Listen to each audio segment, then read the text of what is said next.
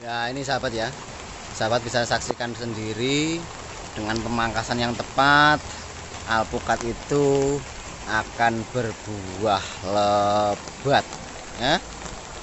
Ya, ini sudah beberapa buah juga sudah dipetik sahabat, karena sekali lagi buah itu tuanya enggak bebarengan gitu.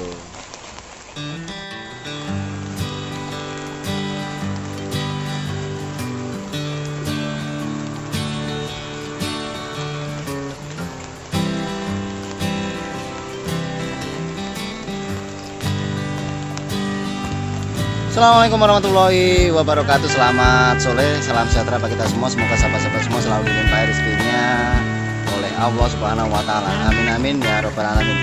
Di sore hari yang terus menerus ini ya, Blitar setiap hari sudah diguyur hujan. Ini tadi mulai pukul setengah 12 malahan ya.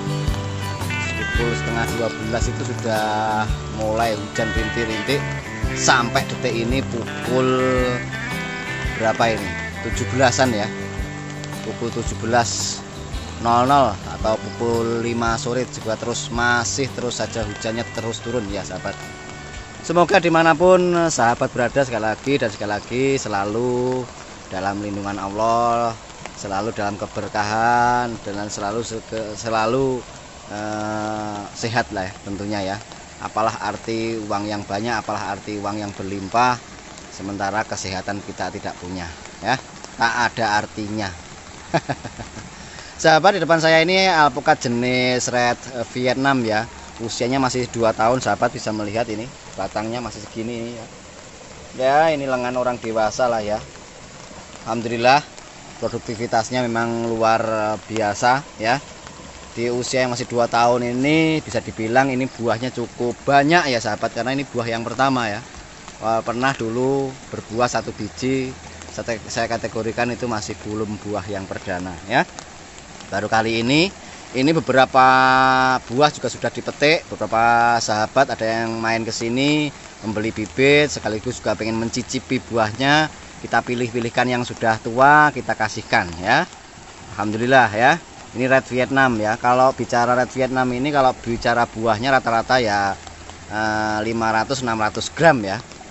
Ya cukup lah ya, tidak terlalu besar pun tidak terlalu kecil banget ya. Apa rahasia tanaman ini? Apapun yang kita tanam di pembibitan ya, bibit unggul Blitar ya. Alhamdulillah kita hari ini atau sore ini kita berada di tempat, di base camp ya, tempat berkumpulnya calon-calon pengabdi kepada si empu-empu yang baru ya.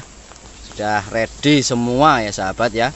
Jadi kapanpun kalau mau berkunjung 24 jam terbuka ya, monggo silahkan. Dari belahan manapun kalau mau ngecek bener enggak apa yang kita tawarkan, apa yang kita sampaikan di video-video itu, jangan-jangan hanya sekedar ngevlog saja. Karena masih banyak yang bertanya, Bapak ini hanya sebatas ngevlog atau memang ada juga bibitnya ya. Berulang kali sebetulnya juga saya sampaikan, kita juga menyediakan bibit-bibit yang unggul, bibit-bibit yang berkualitas, yang insya Allah ya terjamin keasliannya. Kok bicara begitu Pak? Iya, karena banyak juga penjual-penjual yang ya oknum lah ya, yang katakan namanya Miki, ternyata yang dikirim jenisnya lain. Nah itu sebetulnya itu mematikan jalan rizkinya sendiri ya sahabat. Sahabat, saya ingin membahas masalah pruning atau pemangkasan. Kalau sahabat bisa melihat bahwa tanaman ini kelihatannya kurus ya sahabatnya, nggak begitu banyak cabang maupun daun. Ya memang harusnya seperti ini sahabat ya.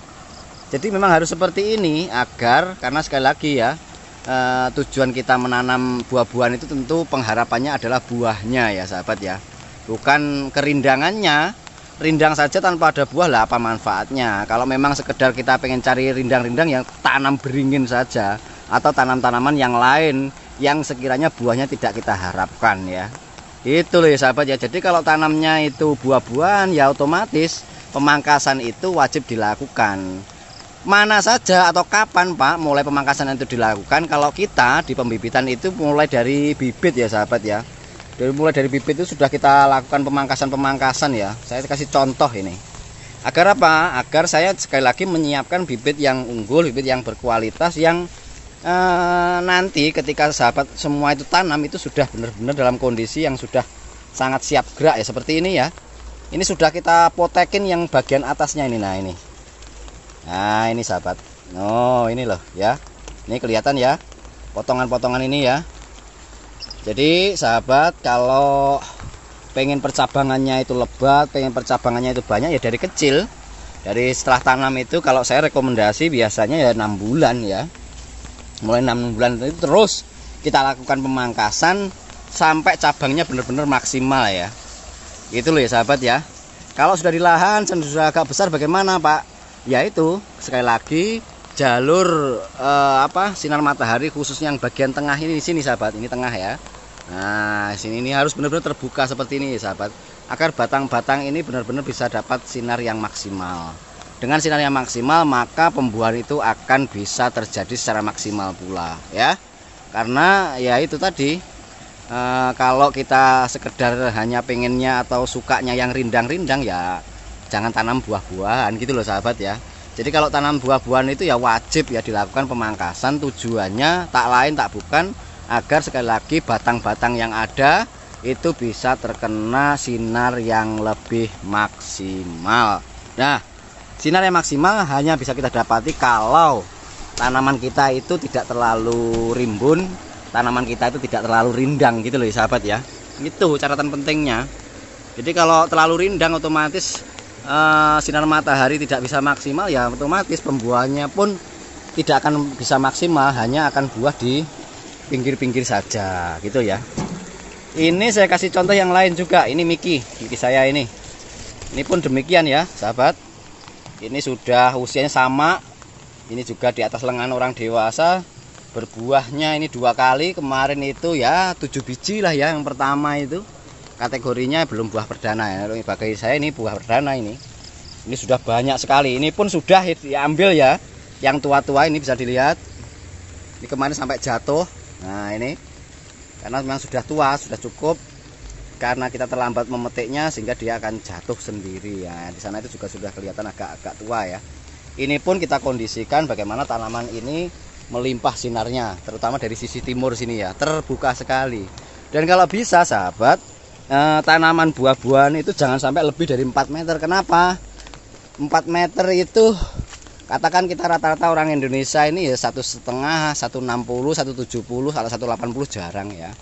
Kalau kita minimal setidaknya kalau saya itu biasanya memaksimalkan ketinggian tanaman itu agar kita mudah dalam perawatannya, kita maksimalkan 4 meter gitu ya.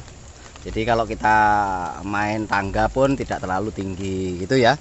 Pun kalau angkanya angka 4 meter, 3 meter itu pengalaman saya dengan jarak yang pendek-pendek, dengan jarak tanam yang hanya 3,5 x 3,5 atau 4 x 4 itu sudah bisa maksimal. Tapi kalau jaraknya pendek terus pohonnya terlalu tinggi-tinggi, otomatis ya sahabat ya, sangat otomatis itu tidak akan bisa memaksimalkan buahnya ya. Bisa dicontoh ini ya, apa yang kita lakukan ini ya, semuanya pendek-pendek yang buah-buah ini sahabat ya. Ada beberapa saja yang agak kelihatan tinggi, itu biasanya kalau saya itu buah 2 kali atau 1 kali itu saya pangkas. Nah ini kemarin ini sudah lebih dari 4 meter ya ini ya. Kemarin itu sudah saya mau pangkas, ternyata bunganya keluar lagi gitu loh, ini kelut ini ya. Makanya belum, ini nanti kalau ini sudah dipanen, nanti yang ke atas ini akan saya potong ya. Saya mengkondisikan tanaman saya itu semua di kebun-kebun sini ini ketinggiannya rata-rata 3 sampai 4 meter maksimal ya. Tetapi hasilnya jangan ditanya, tidak akan kalah ya sahabat ya. Di depan saya sana juga ada aligator itu yang sisi tengahnya benar-benar saya habisi itu ya. Saya habisi betul itu. Saya akan dekatkan ke sana biar sahabat lebih yakin. Saya akan mendekat. Ini saya terus terang itu suka piara-piara entok, piara-piara angsa itu ya sahabat.